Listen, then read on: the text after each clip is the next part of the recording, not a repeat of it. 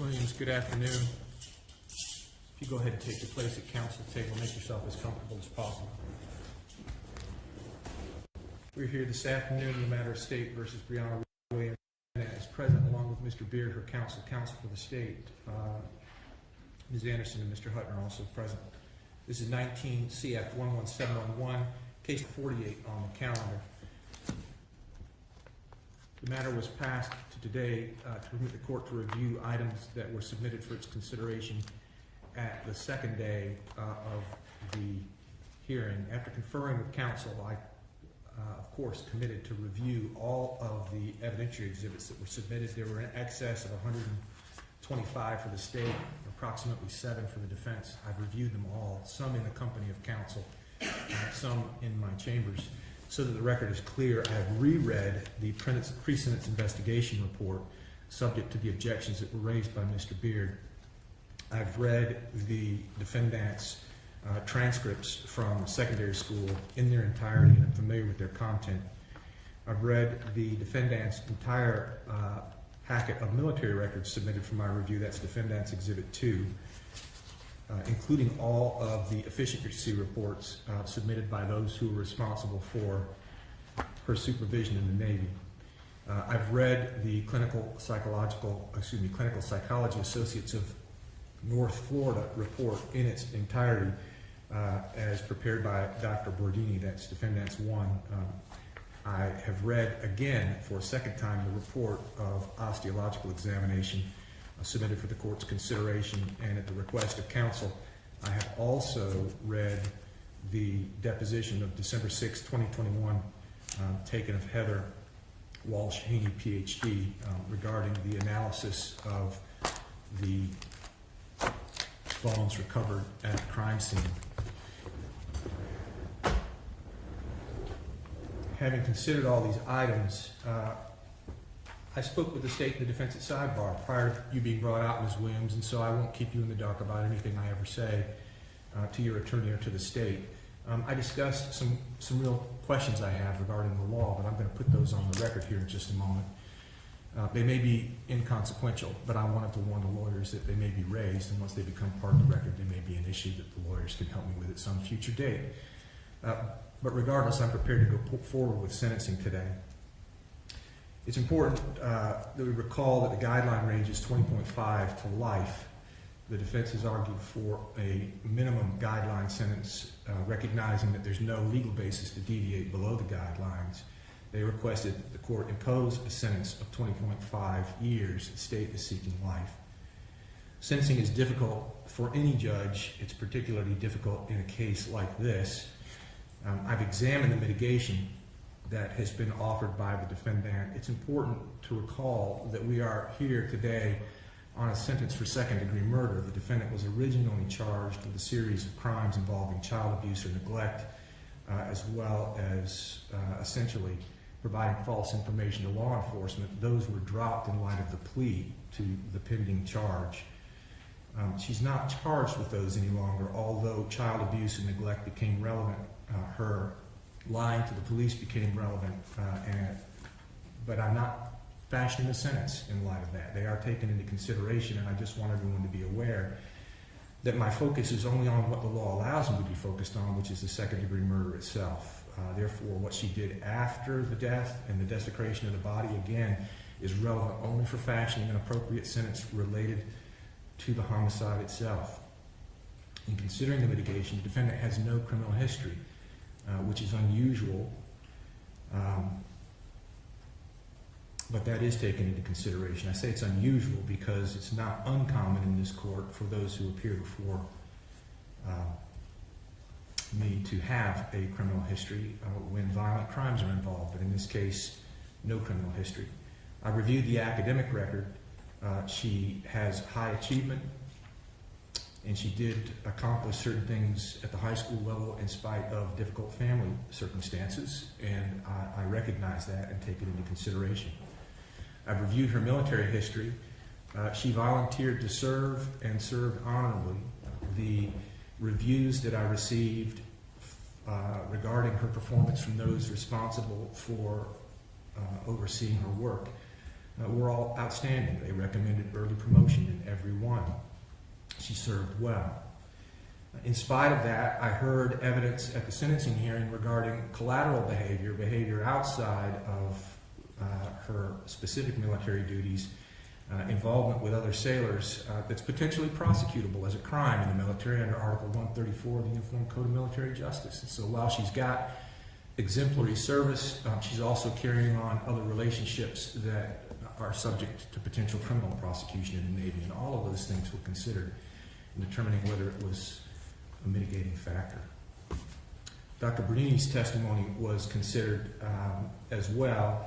Her family history included a mother and father who were unmarried at the time of her birth, a father who was not part of her life, active part of her life until late high school, a mom who was not actually raising her. She was raised by extended family, and the family environment was unstable, and there was a resulting allegations of abuse. That's also tragically common for those that appear before me.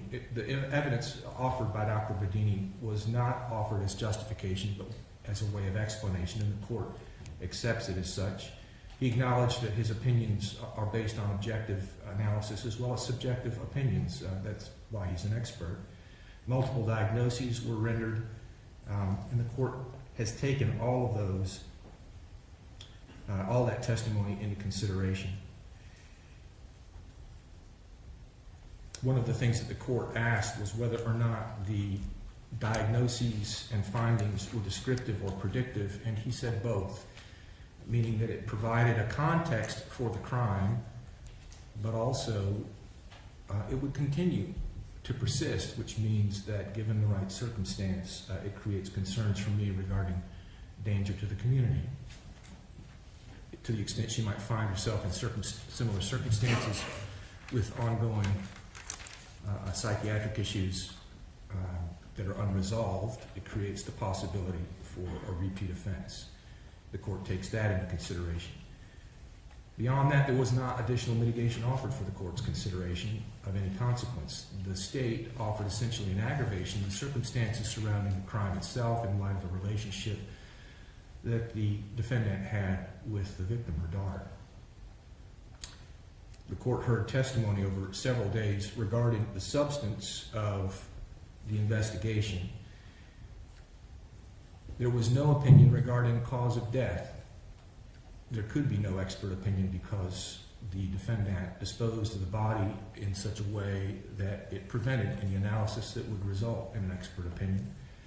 It does not mean that the court cannot draw its own conclusions, and so based on the following factors, I'll tell you the conclusion that I believe most appropriate. Again, in considering the allegations of second-degree murder, the evidence before the court is that the victim was not valued from the time of conception by either her father or mother, that her mother suffered, the defendant, from an eating disorder, that the father complained that the victim was not being properly fed. The defendant then removed the victim from daycare approximately 4 months to the victim prior to the victim's death.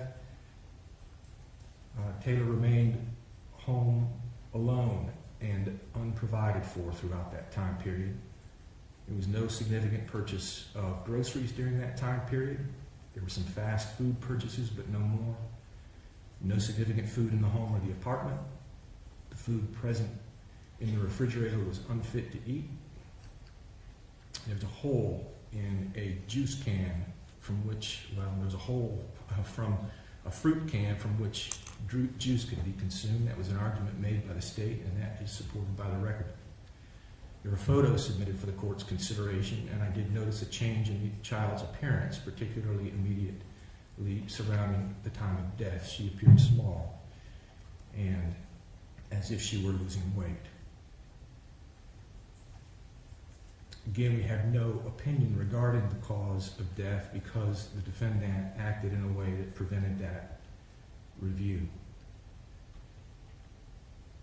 According to her testimony, she found Taylor Rose slumped over in a closet, unresponsive, and she knew that she was dead. Thereafter, the defendant failed to report the death of her daughter She then lied to law enforcement repeatedly over the course of the investigation in order to conceal what she had done, which was to transport the body out of state and dispose of the body, which this court construes as a consciousness of guilt. When the bones of Taylor Rose were analyzed, they were consistent with malnutrition.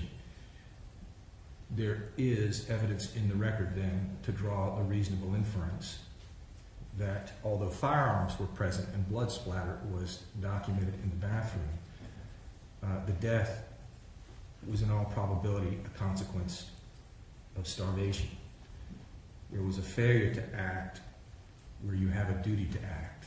You had a duty to provide care for your child, including the provision of food, and over the course of a 4-month period failed to do so, resulting in her death. Coming now to the sentence, if you please stand with your attorney. Considering the aggravating and the mitigating factors, wanting to ensure that the community is protected and that a sentence is rendered in a way that does not dishonor the death of Taylor Rose, the court sentences you to life in prison. Madam Clerk, can you give me credit for time served, please? Yeah, 1,043 days, Judge. 1,043 days credit for time served. You'll pay $600, correct that. Madam Clerk, is it 518? 518 or 150. $518 and $150 public defender fee. Are you asking me to convert it to a civil judgment? Yes, Judge. I'll convert the matter to a civil judgment. Ms. Williams, I take no pleasure in pronouncing the sentence. You have 30 days from today's date to take an appeal of the sentence if you believe any portion to be illegal. If you can't afford an attorney for that purpose, I'll appoint the public defender to represent you. It's a tragedy all the way around. I wish the families well. Anything further from the state? No, Your Honor. Anything further from the defense? No, Judge. You're adjourned. Thank you all.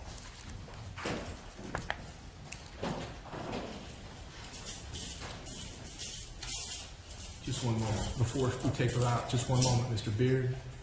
Madam Clerk, I want to make sure that I adjudicated the defendant guilty rather than just pronounce a sentence. Did I adjudicate her guilty?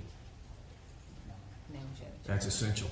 I thought I missed that part. Let's go ahead and bring her back so that the record is clear. Ms. Williams, if you'd step back to the podium, please. I moved right into the sentence, forgetting that the jury, this is not a jury trial, but a plea. I adjudicate you guilty in light of your plea. I find a factual basis to support the plea. In light of the adjudication of guilt for second-degree murder, I sentence you to life in prison with credit for 1,013 days time served. You'll pay $518 in court costs and $150 public defender fee. I've converted it to a civil judgment. You have 30 days from today's date to take an appeal of the sentence if you believe any portion to be illegal. If you can't afford an attorney for that purpose, I'll appoint a public defender. Thank you. It's 1,043. 1,043, I'll take your pardon. 1,043 days time served. Thank you all. Now, anything further from the state? No, Your Honor. Anything further from Mr. Beard? No, Judge. You've all been helpful. Thank you. We're adjourned.